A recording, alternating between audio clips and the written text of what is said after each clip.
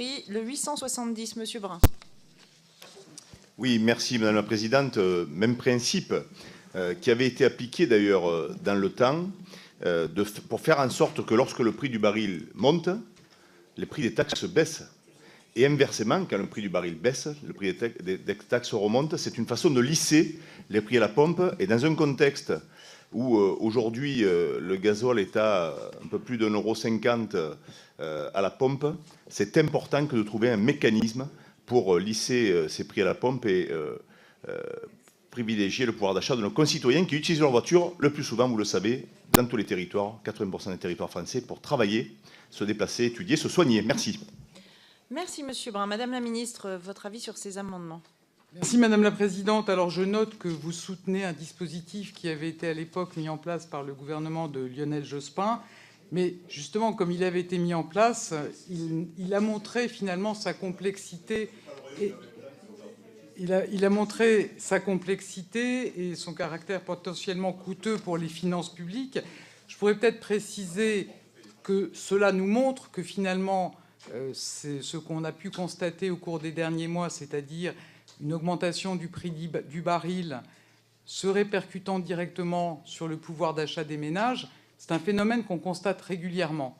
On l'avait constaté en effet au début des années 2000 et c'est ce qui avait conduit à ce mécanisme qui ne s'est pas avéré performant. Et donc la vraie réponse, elle est claire et c'est celle que porte toute la loi, c'est de permettre à nos concitoyens de sortir de la dépendance aux énergies fossiles. Et c'est ce à quoi je pense qu'on doit tous s'employer. Donc je donne un avis défavorable sur ces amendements. Monsieur Brun, puis Madame la Ministre. Merci Madame la Présidente. Écoutez, moi je voudrais dire que je suis très à l'aise pour évoquer la question de la sortie des énergies fossiles parce que j'ai voté la loi Hulot, la loi sur les hydrocarbures. Et d'ailleurs, ça nous a permis au passage de tordre le cou au gaz de schiste. Je le savoure, oui, même en parlant là, c'est encore un bonheur partagé. Voilà, on sent la jouissance. Simplement, ce que je voulais vous dire, c'est que à un enjeu, vous apportez une réponse de long terme à un problème de court terme. C'est ça qui ne fonctionne pas.